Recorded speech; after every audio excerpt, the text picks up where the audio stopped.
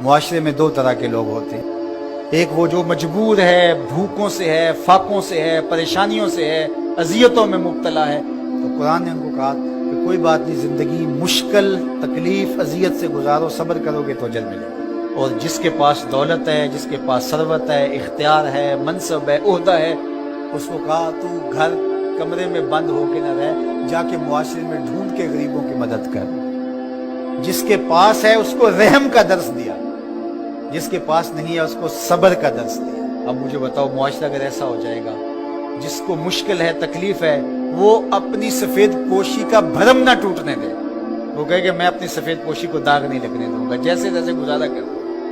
اور جس کو اللہ نے ثروت سے نوازا ہے، وہ کہے کہ میں اپنے ماتحت اور اپنے دوستوں، اپنے ہمسایوں، اپنے عزیزوں، رشتہ داروں، اپنے اطراف میں بسنے والوں لوگوں کی ضرورت کو پورا کروں۔ تو مجھے بتائیے کہ کوئی معاشرے کے اندر پریشانی رہ سکتی ہے؟ ایک گلی کے اندر 10 گھر رہتے ہیں، فرض کرو اس کے اندر 2 یا 3 گھر غریب ہوں گے، 4-5 گھر جو ہے متوسط ہوں گے، جو اپنا کماتے ہیں، ضرورت کو پورا کرتے ہیں، 2-3 گھر جو ہے وہ امیر ہوتے ہیں۔ ایک گلی کے اندر 2 گھر امیر، 2 گھر غریب، 6 گھر متوسط بھی اگر کریں تو اچھی بات ہے۔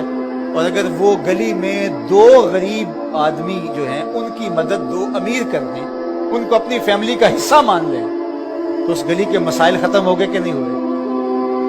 ان کی بیٹیوں کے رشتے قبول کر دیں، مسائل ختم ہوئے کہ نہ ہوئے؟ اس طرح گلی گلی، بستی بستی، صبر کرنے والے صبر کر کے دکھائیں۔ سید علی المرتضیٰ رضی اللہ تعالیٰ عنہ سے روایت ہے، آقا کریم نے فرمایا جو اللہ کے دیے گئے تھوڑے رزق پہ راضی ہو گیا، اللہ قیامت کے دن اس کے تھوڑے عملوں پہ راضی ہو جائے گا۔ اس کے لیے کتنی موج ہے۔ دنیا میں تو تکلیفیں صحیح، دنیا میں تو اذیتیں صحیح، لیکن آخرت میں اس کا صلہ کرتا ہے کہ دنیا میں اللہ کے دیے تھوڑے رزق پہ راضی ہو گئے، جس سال میں بھی تک اللہ میں واہ واہ خوش ہوں تیرے پہ، تو نے مجھے صحیح رکھا ہے، اتنا بھی بڑا کرم ہے کہ تو نے مجھے عطا کیا، سانسیں تو چل رہی ہیں نا، مالک تیرا شکر ہے۔ جو اللہ کے دیے گئے تھوڑے رزق پہ راضی ہو گیا، اللہ قیامت کے دن اس کے تھوڑے عملوں پہ راضی ہو جائے۔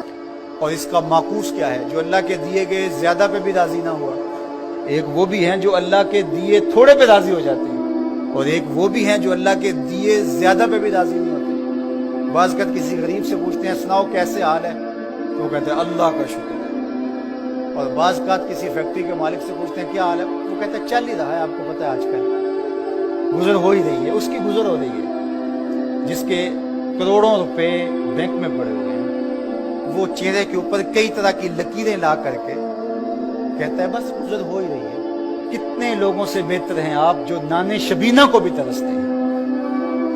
تو اللہ کے دیے پہ راضی ہو جاؤ، اس کی تقسیم پہ راضی ہو جاؤ، زندگی سوکھی گزرے گی۔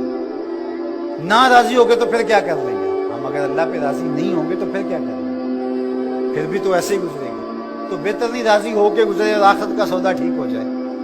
تو ان کو کہا جو پھنسے ہیں، جن کی گردنیں پھنسی ہوئی ہیں، تم ہر حال میں اللہ کا شکر ادا کرو۔ اور دوسروں کو کہا کہ یہ تمہاری بھول ہے کہ ہم دیں گے تو اتنا کم ہو جائے گا۔ میرے حضور نے 3 قسمیں کر کے کہا ما نقصا مالو عبد من صدقہ، 3 چیزوں پہ قسم، ان میں سے ایک چیز یہ تھی، فرمایا میں محمد صلی اللہ علیہ وآلہ وسلم اللہ کی قسم اٹھا کے کہتا ہوں کہ صدقے سے مال کم نہیں ہوتا۔